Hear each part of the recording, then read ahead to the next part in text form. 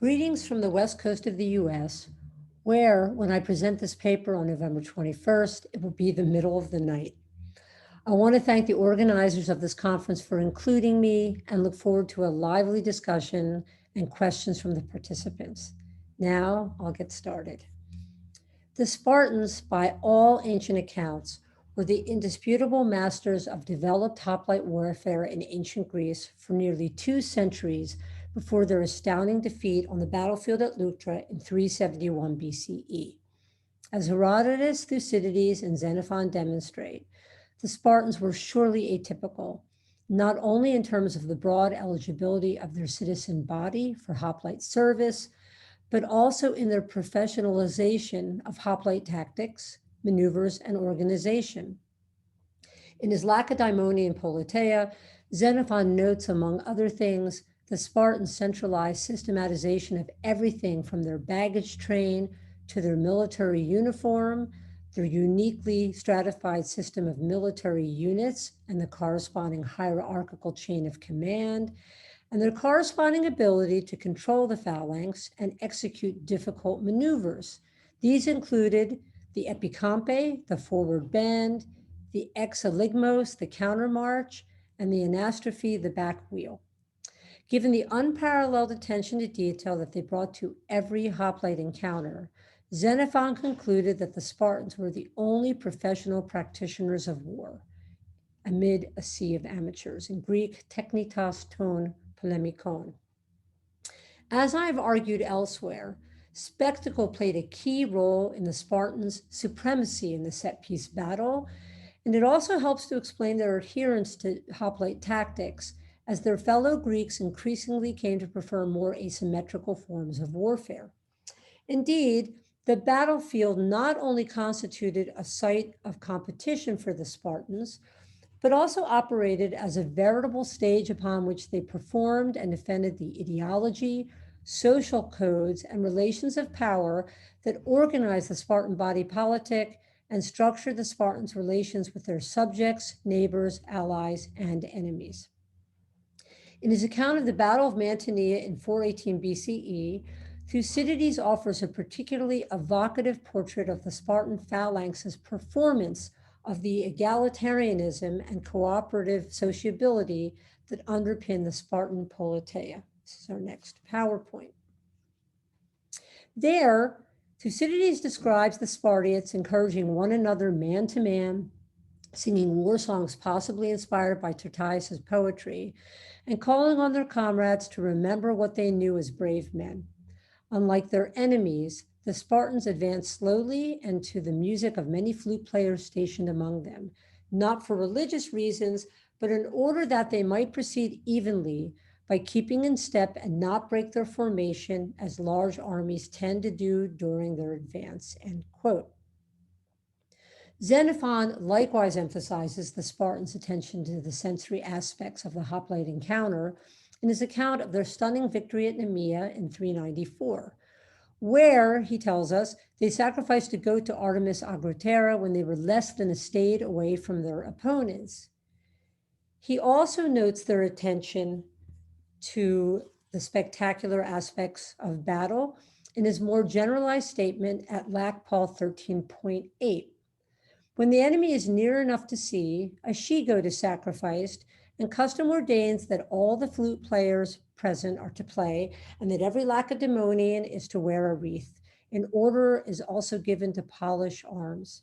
It is also the privilege of the young men to enter battle with their hair groomed and with a joyful, distinguished appearance, end quote. Given the Spartans' appreciation of the performative nature of hoplite warfare, it is not surprising that they paid equal attention to the lessons that war could be made to teach in the emotionally fraught aftermath of victory and defeat. Today, I'm going to argue that the Spartans staged didactic performances that aim to display and bolster the grand spectacle of Sparta, following not only success as at Plataea in 479 BCE, but also, perhaps more surprisingly, loss, as at Thermopylae in 480 and Sphacteria in 425. As we shall see, Both victory and defeat in war posed significant threats to the Spartan body politic that necessitated such educational spectacles. Now, today, you're obviously waiting to hear about Thermopylae, but I would like to start on a positive note, the note of the aftermath of victory, and the role that didactic spectacles play in the aftermath of victory, just given the state of our world right now. In his treatment of the Battle of Plataea, Herodotus recounts the Spartan commander Pausanias' activities after the Hellenes' victory over the Persians. Particularly memorable here is Pausanias' refusal to follow the Aeginetan Lampon's advice to defile the slain Persian commander Mardonius in revenge for the Persians' outrage of King Leonidas I's corpse. Even more striking is the account that follows. After recording the wealth of gold and silver objects acquired and divided up by the Greeks, Herodotus describes the Persian banquet that Pausanias ostensibly staged in order to demonstrate the absurdity of the Persians' attempt to rob the Greeks of their poverty. Both vignettes have figured prominently in scholarship on Pausanias' reputed Medism. Since Herodotus' portrayal of the Spartan regent differs drastically from Thucydides' portrait of Pausanias' transformation into a Persian tyrant. Others have focused on the dichotomy that Pausanias constructs between Persian and Greek customs regarding both bodily mutilation and luxury. None of these studies, however, at least to my knowledge, have considered the oddest aspect of these passages, namely their overly didactic quality. In the first of these accounts, Herodotus describes Lampon's attempt to persuade the Spartan regent by extolling his role in the Greeks' defeat of the Persians. While Pausanias responds by lauding the Greeks' superior treatment of the human body, far more noteworthy is his protestation against Lampon's attempt to exalt him and earn him unprecedented renown. I thank you, my Aeginetan friend, for your goodwill and concern for me, but you have failed to hit the mark in regard to your judgment. For after having exalted me and my fatherland and my achievement to the skies, you cast me down to the ground by advising me to maltreat the dead and saying that I shall gain more repute if I do so. The performance of such deeds is more fitting for barbarians than for Greeks, and even in barbarians, we revile them. On such terms, indeed, I could not wish to please either the Aeginetans or those to whom such things are pleasing. It is enough for me to please the Spartiates by righteous deeds and speech. While Herodotus never suggests the presence of an audience at this exchange, Pausanias' reply is clearly didactic in nature and surely would have imparted key lessons to his fellow Spartiates if indeed such a lesson ever took place. In his claim that he only desires to please his fellow Spartans by righteous deeds and words, Pausanias reflects the Spartans' privileging of the collective over the individual and thereby bolsters the ideology of the homoioi. More importantly, the regent's response at once points to and attempts to ameliorate a continuing concern with the power and place of the hereditary diarchy in Sparta. Indeed, in both Lampon's fawning upon Pausanias and Pausanias' own refusal of such exaltation, we may see not only the seeds of ambition that ostensibly destroyed Pausanias, but also allusions to the threat that any ambitious and talented king posed to the stability of the Spartan politeia. Pausanias' half-uncle Cleomenes I had only recently dominated Spartan foreign policy throughout his reign from circa 520 to 490 BCE. Cleomenes indeed overshadowed and then helped to depose his Eurypontid colleague Demaratus, who tried to oppose his hawkish policies. As Herodotus demonstrates in his detailed account of the reign of Cleomenes I, determined and enterprising diarchs could enjoy great power and extend the purview of their functions by taking full advantage of the resources at their disposal, the important role that personal leadership played in Spartan society, and most importantly, their hereditary role as Sparta's military leaders. Successful military leaders like Cleomenes I and the regent Pausanias found, as Paul Cartledge argues, quote, that the prescriptive right to the supreme command of citizen and allied armies in a militarized state like Sparta was potentially a passport to undying fame abroad and enormous political influence at home, end quote. The careers of both of these leaders likewise attest to the dangers that such royal military success posed to the political and social structures that undergirded Spartan society. Cleomenes, with his aggressive foreign policy, let alone his ostensible madness, arrest, and violent suicide. And we also find Pausanias with his apparent Medism, unsuccessful bid for tyranny, and eventual starvation at the hands of the Ephors. Success in conflicts of such scope and magnitude as that of the Persian Wars could only have magnified both the power of and corresponding threat posed by the successful royal general, and indeed by any Spartan commander, as the later career of Lysander demonstrated only too well at the conclusion of the Peloponnesian War. Whatever its source and veracity, it seems more than reasonable to see in Pausanias's reported response to Lampon a glimmer of anxiety concerning the possibly destabilizing effects of large-scale conflict on the Spartan governmental and social hierarchy. Herodotus provides a far more explicit example of the Spartans' penchant for didactic spectacle in his ensuing account of the Persian banquet that Pausanias ostensibly arranged after the Greeks divided the spoils of war. According to this report, Pausanias first had the Persian bakers and cooks arrange the kind of banquet they were accustomed to prepare for Mardonius, replete with gold and silver furnishings and sumptuous coverings. After asking his servants to prepare a Laconian-style dinner as a joke, and then inviting the other generals to behold the vast difference between the two meals, Pausanias is reported to have said the following, quote, "Men of Greece, I've gathered you together because I wish to show you the folly of the leader of the Medes who, although he enjoyed such a way of living as you see, came here to rob us of our poverty." Even though Herodotus claims that Pausanias staged this display of barbarian luxury for the benefit of the other Greek commanders, the regent's rejection of Persian gold and silver would have provided particularly important lessons for the Spartans and would have mapped well onto their growing concerns about the corrosive effects of the spoils of war on the very fabric of their society. As I argue in a forthcoming publication on the Spartans' uneasy relationship with the prophets of war, both Thucydides and Xenophon repeatedly demonstrate that the Peloponnesian War magnified the dangers and anxieties created by the material benefits of successful campaigns. Their encounters demonstrate how access to wealth abroad over time gave rise to commanders like Lysander, who deployed funds to attain an unprecedented degree of power, prestige, and independence that together threatened to destabilize the Spartan politeia.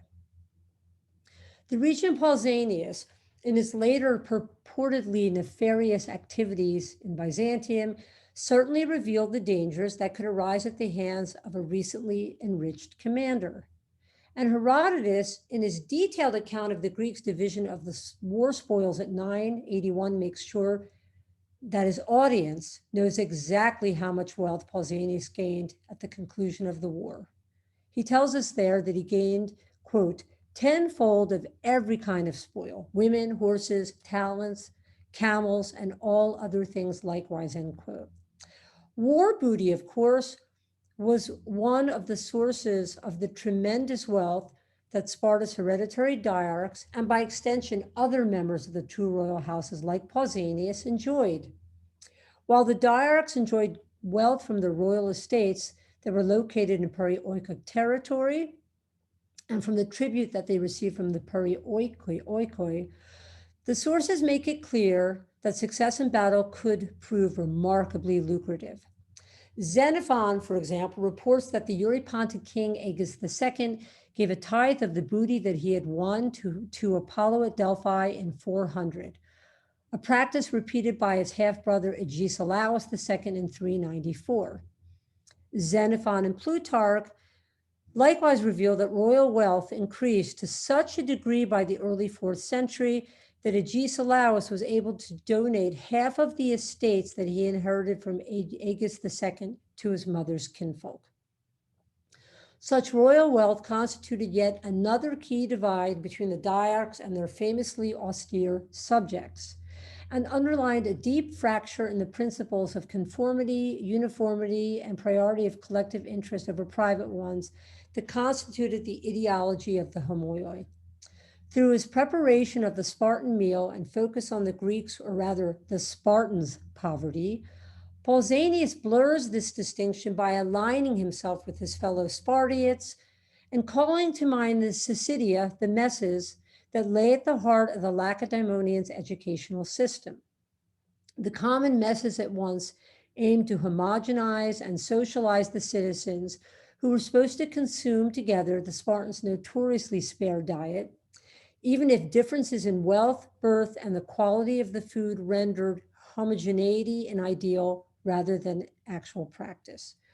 Pausanias' spectacle thus again validates the egalitarian and communitarian ethic that lay at the heart of Sparta's famed eunomia, however much it may have been negated by both the economic inequalities that belied the mirage of the homoioi and the continuing influence of wealth and birth in Spartan society that only increased over the course of the 5th century.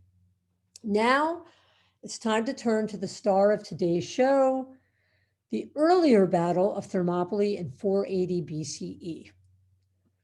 As Herodotus reveals in his account of Thermopylae, a heroic defeat could prove just as useful a moment for the Spartans to celebrate their values, both among their fellow Greeks and back at home.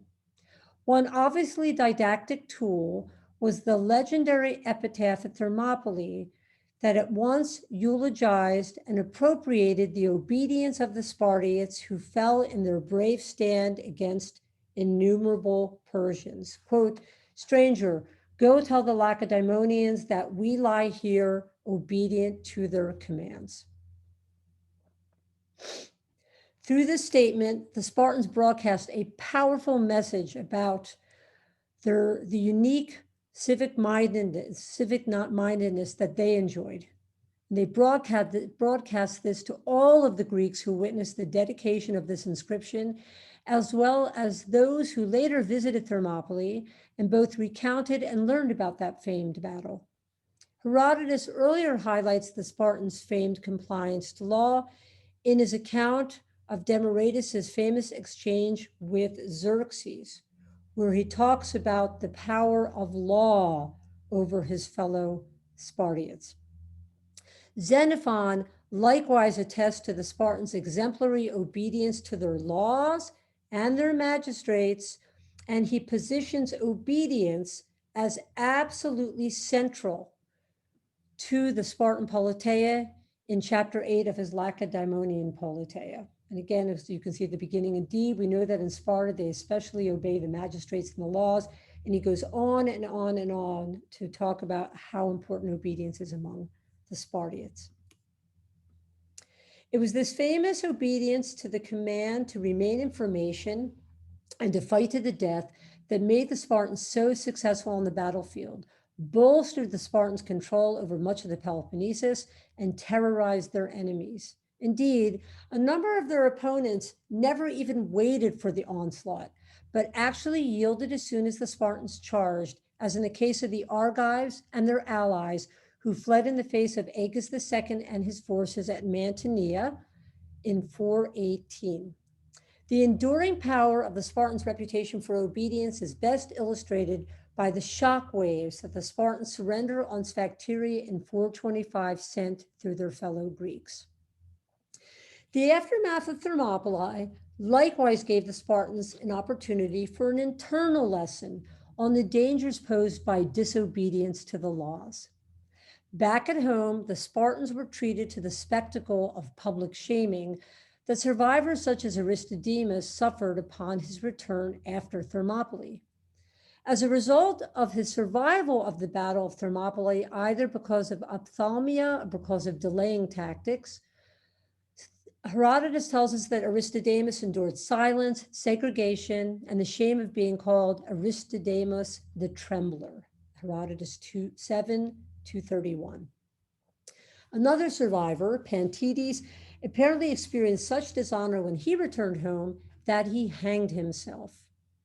While Herodotus does not spell out the nature of either Pantides' crime or punishment, Xenophon, in his Lac Paul, shows that those citizens deemed guilty of cowardice, in Greek kakia, received a long list of dishonors that were both public and highly performative.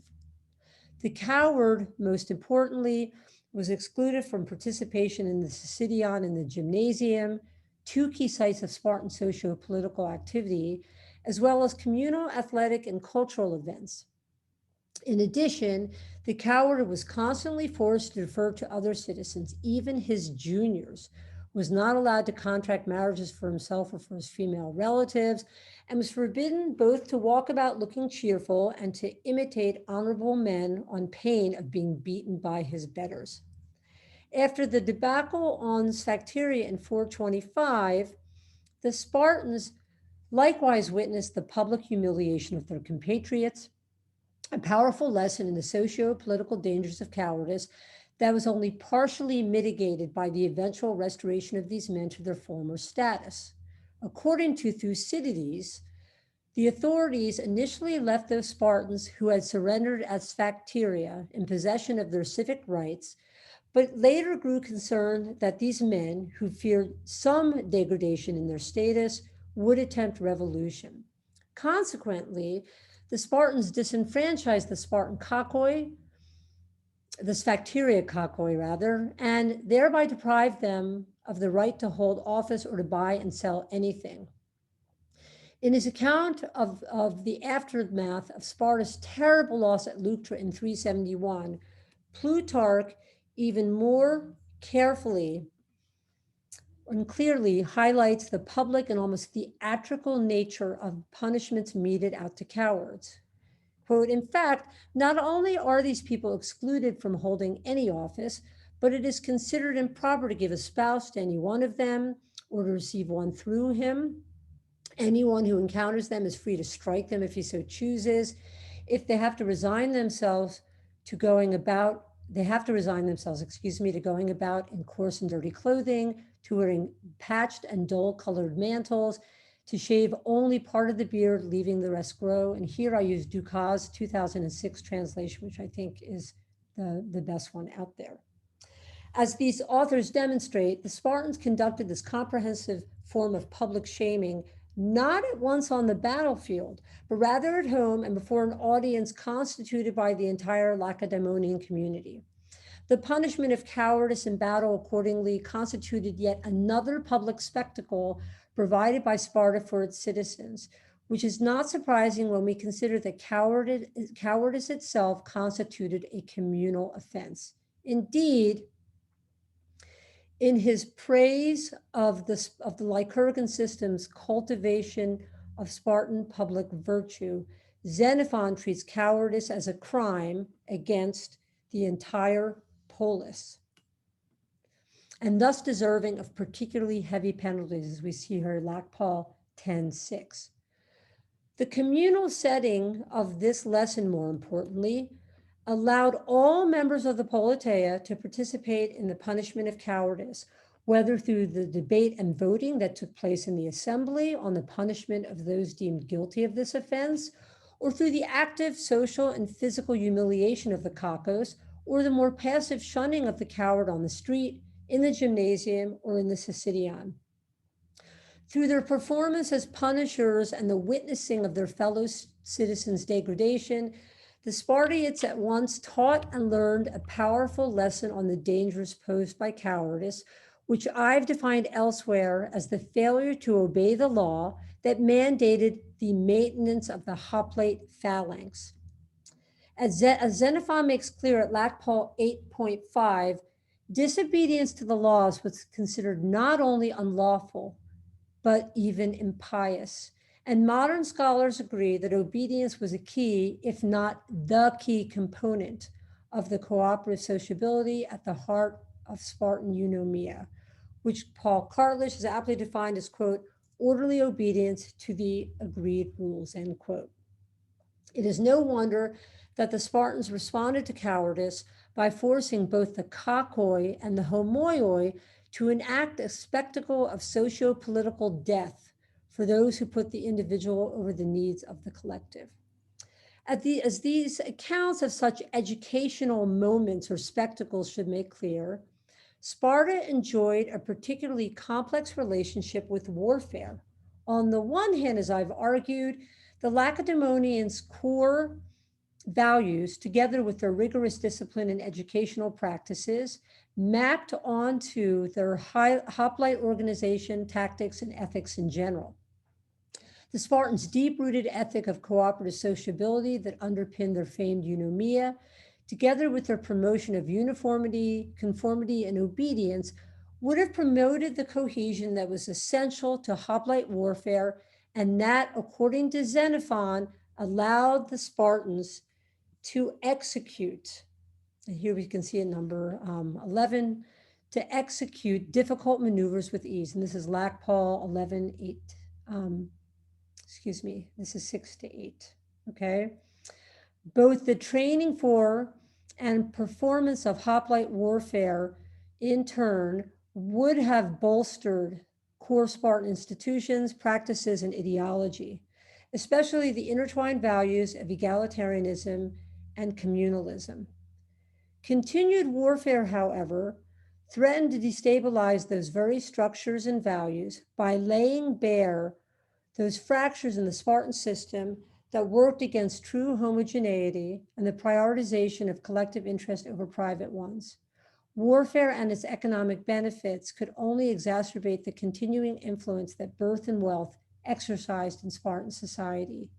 It is thus not surprising that in the immediate aftermath of both victories and losses, a period fraught with a multitude of possible negative consequences, the Spartans staged didactic spectacles that at once bolstered the ideology and social codes that organized the Spartan body politic and the relations of power that structured and maintained the Spartans' interactions with their subjects, their neighbors, their allies, and their enemies. Thank you. And again, I look forward to lively discussion and for any questions that you may have for me.